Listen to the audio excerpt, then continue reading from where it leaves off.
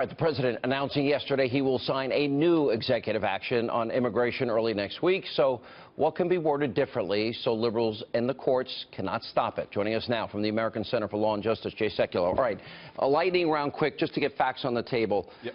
The big story, you agree with me, is that the intelligence community has been politicized, at least among some, and what they did in leaking this information was illegal, correct? Absolutely illegal, and almost becomes a soft coup in a sense because of the leaks that have taken place, which violate federal law, a felony. Okay, and that would be the Espionage Act 18, U.S. Code 793. Correct. That's the unauthorized dissemination of information. Okay. The other thing is, so we know that our intelligence agencies, they were doing their job, and they were monitoring a Russian ambassador. Right. There is law and protocol, I want you to go into more detail here, yep, where when they discover that an American is being spoken to with the person that they've targeted for surveillance, that if they don't have a warrant, they're supposed to stop recording, minimize what they hear from the American citizen. In this case, it would be General Flynn, so that makes it illegal. Private citizen at the time. Explain. Right. So it's called minimization. It's a requirement under the law. When you find out that there's an American, you don't have a wiretap, exactly what you said, you basically shut it off for their portion of the conversation.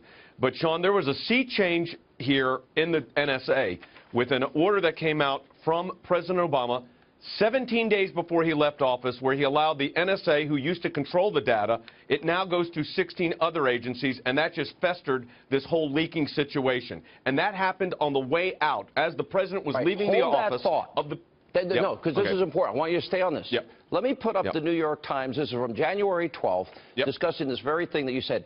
In its final days, the Obama administration expanded the power of the National Security Agency to share globally intercepted personal communications with the government's 16 other agencies, intelligence agencies, before applying privacy protections.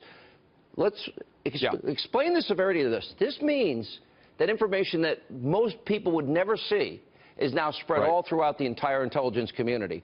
Explain the significance of that. The first question I ask is, why did the Obama administration wait till they had 17 days left in their administration to put this order in place? If they thought it was so important, they had 8 years, they didn't do it. That's number one. Number two, it changed the existing rules, which was an executive order dating back to Ronald Reagan that has been in place until 17 days before the Obama administration was going to end, that said the NSA gets the raw data and they determine dissemination. Instead, this change that the president put in place, signed off, by the way, by James Clapper on December 15th, 2016, signed off by Loretta Lynch, the Attorney General, January 3rd, 2017. They decide that now, all of a sudden, 16 agencies can get the raw data. And what that does is it almost creates a shadow government. You have all these people that are not agreeing with the president, President Trump's position, so it just festers more leaks. Do you agree with me? If they had a justification for this, wonderful. Why didn't they do it 8 years ago, 4 years ago, 3 years ago? They wait till 17 days left. So, in other words, it makes it that much more difficult by spreading out the information among 16 other agencies if they want to target or take away the privacy rights and illegally tap the phones, in this case of General Flynn. It's going to be much harder to find the perpetrators. Is that is that a good analysis?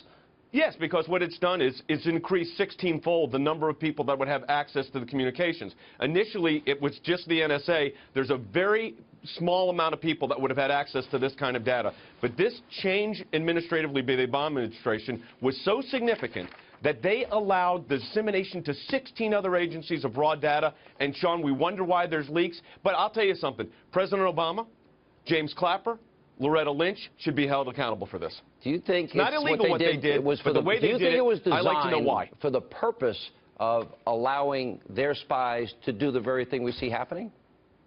Yeah, well, their justification will be it will help in intelligence gathering. But like I said, really, 8 years into your administration, you decide to do that? 17 days to go? That needs to be answered. And I'll be very curious to see what they say. All right.